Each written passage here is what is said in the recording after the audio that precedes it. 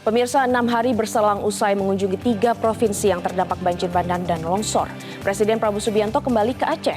Kali ini Prabowo membeberkan berbagai keputusan pemerintah, salah satunya adalah menambah anggaran 4 miliar rupiah untuk 52 kabupaten kota di Sumatera yang terdampak banjir bandang dan longsor.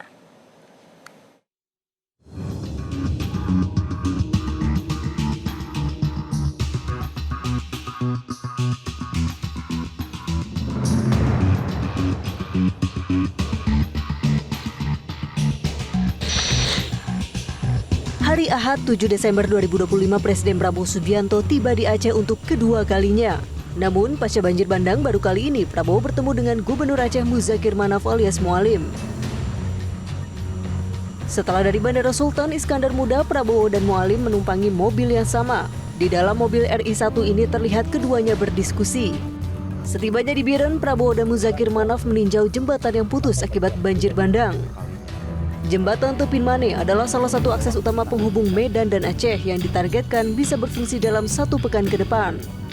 Setelahnya Prabowo ke posko pengungsian di Desa Balai Panah Biren.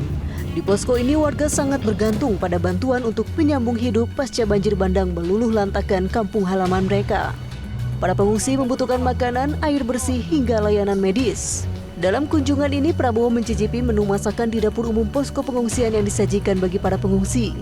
Setelah melakukan peninjauan, Prabowo mengungkapkan dirinya menunjuk Kasat Jenderal TNI Maruli Simanjuntak sebagai Ketua Satgas Percepatan Jembatan yang rusak di Aceh, Sumatera Utara, dan Sumatera Barat. Saya lihat kondisi kerja semua instansi baik, bahu-membahu sama rakyat, sama pemerintah daerah, polisi, tentara semua bekerja. Kasat yuk kerahkan semua ya. Siapa Pak? Kerahkan. Begitu. Saya tunjuk nanti Kasat sebagai Satgas Percepatan Perbaikan Jembatan untuk membantu PU dan pemerintah daerah.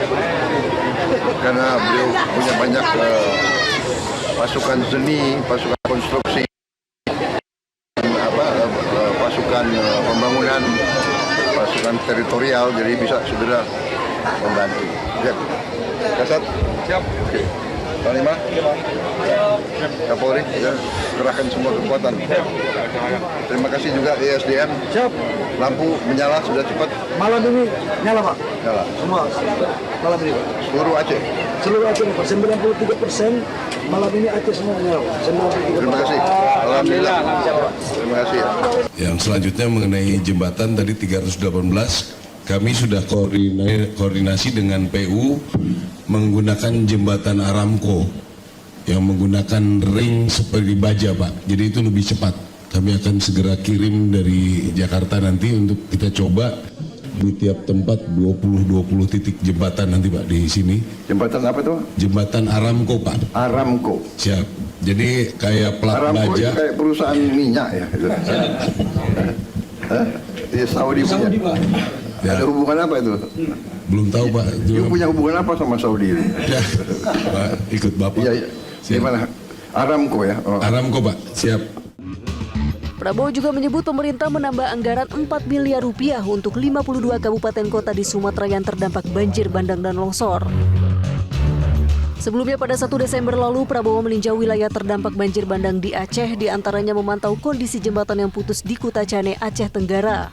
Sebelumnya di hari yang sama, Prabowo juga mengunjungi Tapanuli Tengah, Sumatera Utara.